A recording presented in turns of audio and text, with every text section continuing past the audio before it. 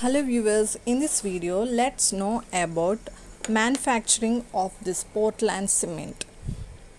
First, the raw materials obtained from the source are reduced to fine particle size.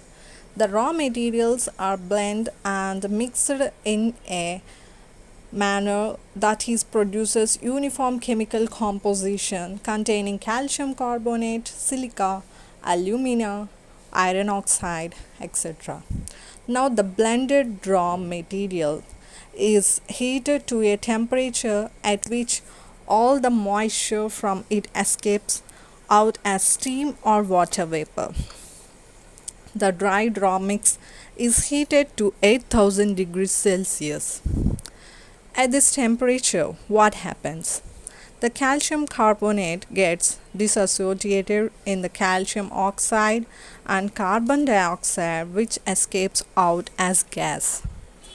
As the temperature rises above 8000 degrees Celsius, the formation of principal active compounds of Portland cement starts, and the completion of this process takes place at 1400 to 1600 degrees Celsius. Finally, that we get a Portland cement clinker. Thank you for watching this video. Please subscribe.